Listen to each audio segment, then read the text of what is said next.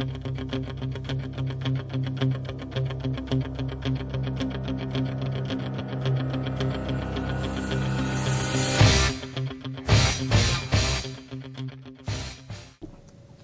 to Eye on the Tigers News. I'm Amber Mashuk. And I'm Liam Latre. Thanks for joining us today for the news we've been watching for you. President Donald Trump on Wednesday warned Russia to get ready for a missile attack on its ally Syria, suggesting imminent retaliation for last weekend's suspected chemical weapons attack. Defense Secretary Jim Mattis took a more measured tone, stating the U.S. and military coalition partners were still studying intelligence on the attack. At stake is the potential for confrontation, if not outright conflict, between the U.S. and Russia, former Cold War foes whose retaliations have deteriorated in recent years over Moscow's intervention in Ukraine. House Speaker Paul Ryan abruptly announced Wednesday he will retire rather than seek another term in Congress as the steady, if reluctant, wingman for President Donald Trump, sending new ripples of uncertainty through a Washington already on edge and a Republican Party bracing for a rough election year. The Wisconsin Republican cast the decision to end his 20-year career as a personal one.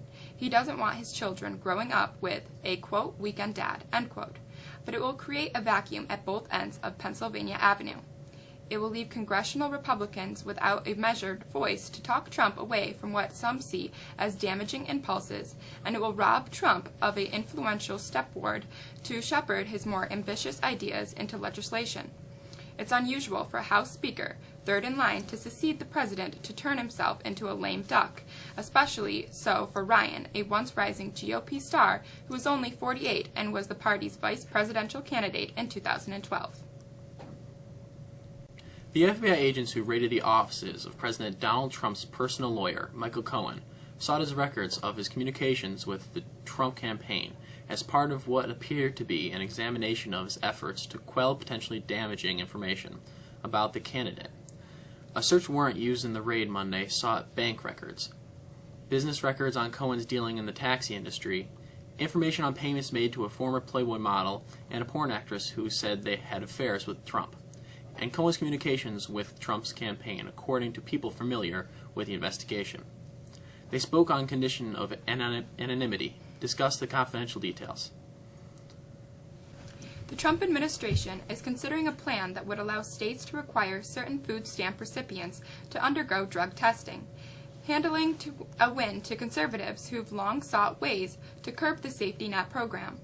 The proposal under review would be narrowly targeted, applying mostly to people who are able-bodied, without dependents, and applying for some specialized jobs, according to an administration official briefed on the plan. The official, who spoke on condition of anonymously to discuss internal deliberations, said roughly 5% of participants in the Supplemental Nutrition Assistance Program could be affected.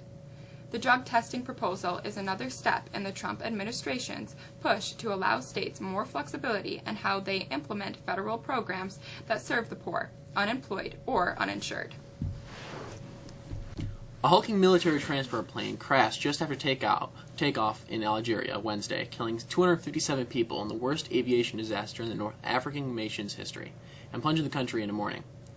Soldiers, their family members, and a group of 30 people returning to refugee camps from hospital stays in Algeria's capital died in the morning crash of the Russian-made II-76 aircraft. The plane went down in a field just outside a military base in Boufurik, 30 kilometers, 20 miles south of Algiers, and was devoured by flames, killing 247 passengers and 10 crew members. We've got some changes coming into our weather. Here's Maya with the forecast.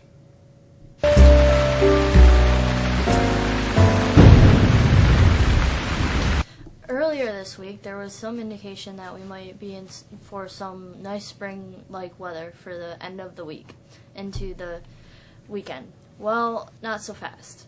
After some early sunshine today, we'll look for showers to come in for the end of the day. Highs will come to close to normal in the low 50s. We'll cool off for Friday with some late day showers again, and we will cool off even more for Saturday with highs barely reaching 40. We're also seeing a chance for some freezing rain on Saturday night. Not much gets better for Sunday with rain and more cool temperatures. If you're looking for spring next week, don't. You won't find it. Early indications show more cool and wet weather to start next week. That's the forecast. I'm Maya. O'Shea Brissett is coming back. Here's Bianca with sports.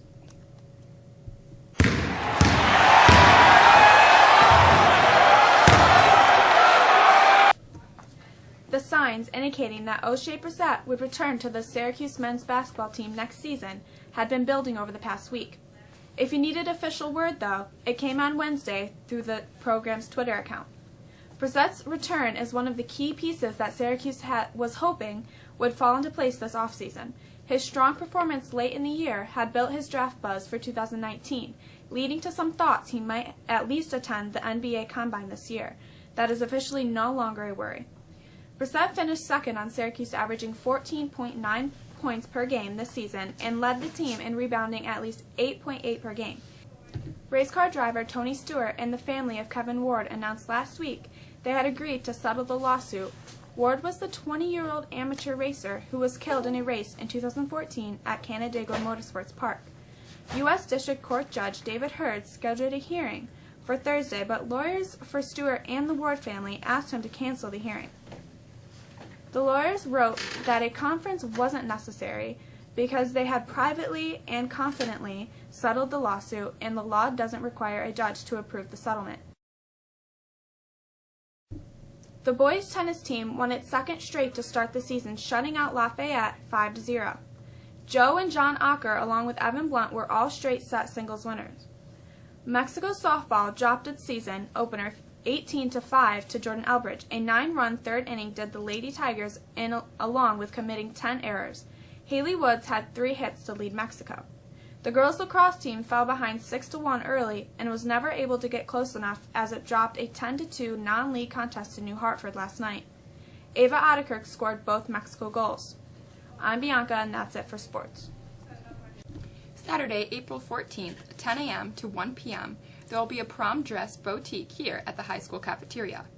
All girls attending upcoming formals can come try on some dresses, and maybe you will say yes to the dress. The Jostens representative will be here on Tuesday, April 17th, during lunches for students to get graduation announcements and bundle orders. Your balance will be due, so please bring this with you Tuesday 17th. All AP students must attend a meeting next week with Mr. Lanigan in the Hungerford Library on either Tuesday, April 17th at 7:20 a.m. or Wednesday, April 18th at 2:15 p.m. That's all for us today. Thanks for being with us. I'm Amber. And I'm Liam. Have a great rest of your day.